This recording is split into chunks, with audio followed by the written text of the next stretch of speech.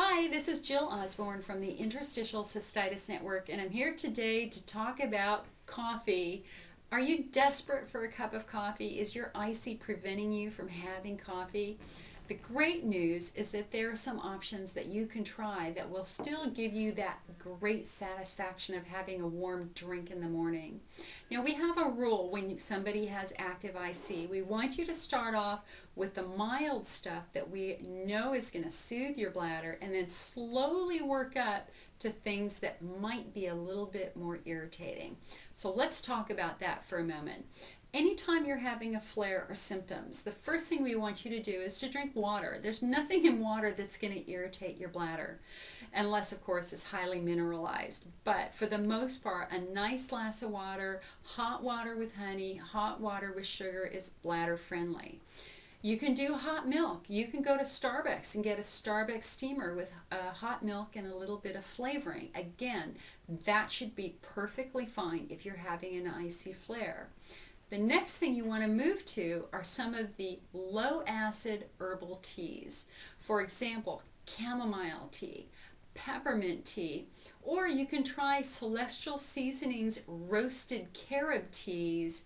They're called after dinner teas. There's several varieties, English toffee, vanilla hazelnut, almond sunset, and the favorite one is a new one that we found that's called Roastaroma, which is so coffee-like. I think you might find it very, very satisfying. You can find those teas in our store.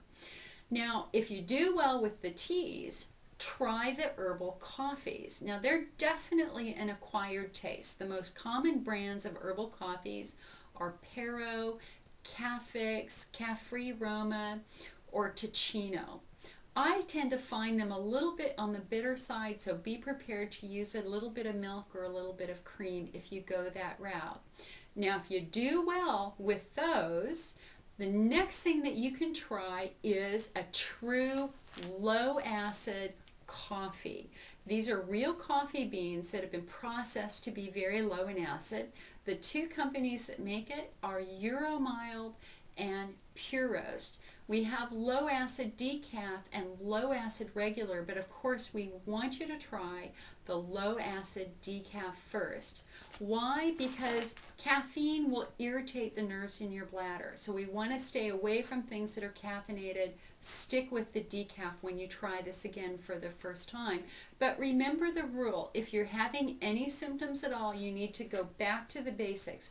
Go back to the hot water with honey, go back to the hot milk, slowly work your way up. Now I want to give you a warning. Cheating is really dangerous with coffee because before you know it, you start drinking more and more of it. 9 times out of 10, when somebody calls my office crying in pain, they admit that they're drinking a cup of coffee or more every single day. And I would ask yourself, what is that coffee doing to the wounds in your bladder? Well, number one, it's irritating it. And if you want your symptoms to improve, you have to stop irritating your bladder. Lose the regular coffee. Try the alternatives. I bet you'll really like them.